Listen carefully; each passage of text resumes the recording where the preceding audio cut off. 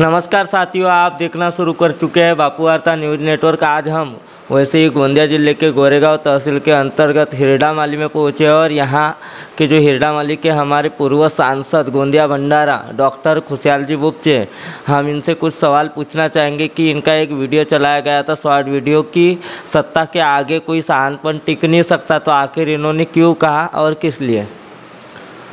मैंने कल ये बात कही है कि भी सत्ता के सामने शहानपन नहीं चलता, और वो इसलिए कहा कि अभी महाराष्ट्र में आए 1-1.25 साल से जो घटनाक्रम हुआ है और महाराष्ट्र में सत्ता का जो परिवर्तन हुआ, उस परिवर्तन के बाद में सत्ताधारियों की मुलाकात टीवी के ऊपर में या वो अपना विश्लेषण जो मतलब महाराष्ट्र के मुख्यमंत्री और उप मुख्यमंत्री ये दे रहे हैं। उन्होंने बहुत सी बातें कही कि भी नैतिकता की बात उन्होंने नहीं करना चाहिए, इन्होंने नहीं करना चाहिए, क्या है। तो इन सब बातों का विश्लेषण, यानी किसी ने अगर गैया मारी तो हमने बछड़ा मारना चाहिए, ऐसा ज़रूरी नहीं है।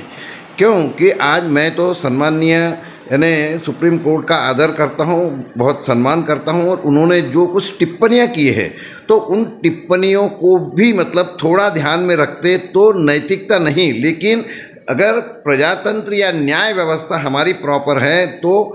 वो सरकार चाहे बहाल कर दे, लेकिन हमने वो सरकार को रिजाइन कर देना चाहिए, ऐसा आम आदमी को लगता है। क्योंकि वो मैंने घटना बाह्य ऐसी सरकार महाराष्ट्र में है, ये बात माननीय न्याय व्यवस्था के माध्यम से क्लियर होगी। जैसे आज माननीय उद्धव जी ने 7 लोगों के खंडपीठ को ये जाना चाहिए, ये बात कही थी, तो वो भी उन्होंने 7 आदमियों के घटनापीठ को ठाकरे जी की मांगनी मान्य हो गई। दूसरी बात ऐसी कि भी भरत गोगावले जी जो व्हीप करके नियुक्त किए तो वो बेकायदेशीर है, ये बात भी उन्होंने क्लियर कर दी। तीसरी बात ऐसी कि भी एक आमदार का गठ यहाँ कभी भी यानी पार्टी नहीं हो सकता, और इस बात पे मैंने इसके पहले भी 2-3 आर्टिकल महाराष्ट्र के राजकारण के संदर्भ में लिखे हैं, तो उनमें ये सारी बातें लिखी थी मैंने तो बहुत पहले, ये न्याय व्यवस्था के भी पहले, कि भी कोई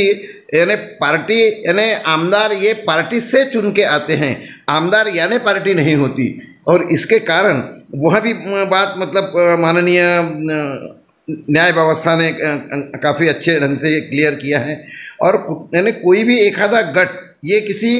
मूल पार्टी पे दावा नहीं कर सकता, लेकिन इन्होंने वो किया, और वो सिंबल वगैरह के भी जो चैलेंज हुए हैं, तो ये मुझे ऐसा लगता है कि भी यहाँ कोई बोल सकता, लेकिन इन्होंने वो किया, और वो सिंबल वगैरह के भी जो चैलेंज हुए हैं, तो ये मुझे ऐसा लगता है कि भी यहाँ कोई बहुत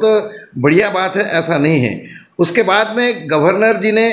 मैं गवर्नर जी का भी आदर करता हूँ, अनादर नहीं करता, लेकिन गवर्नर जी ने जो बहुमत चाचनी लिए हैं तो ये भी न्याय व्यवस्था ने अयोग्य है, ये बात यानी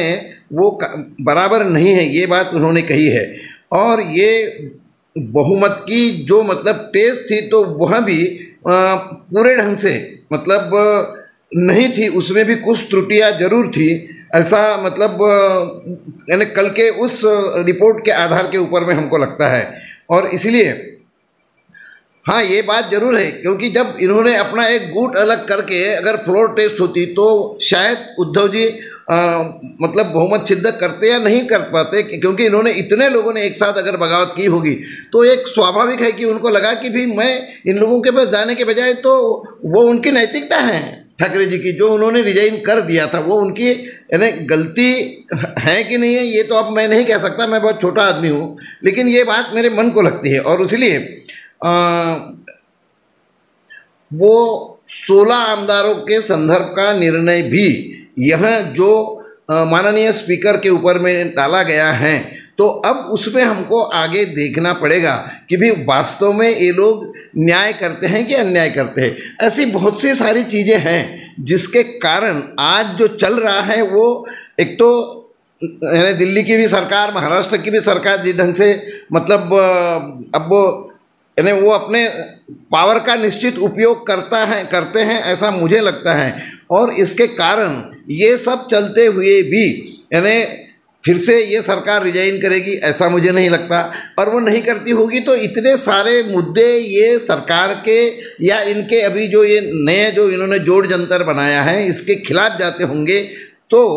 उन्होंने खुद होके भी रिजाइन करना पड़ेगा, लेकिन वो करेंगे नहीं। और इसलिए मैंने कहा कि भी सत्ता ये बहुत प्यारी होती है और इसके कारण ये लोग किसी भी प्रकार के न्याय व्यवस्था को मान्य करेंगे ऐसा मुझे नहीं लगा। और इसके कारण मैंने कहा कि भी सत्ता के सामने शहानपन नहीं चलता।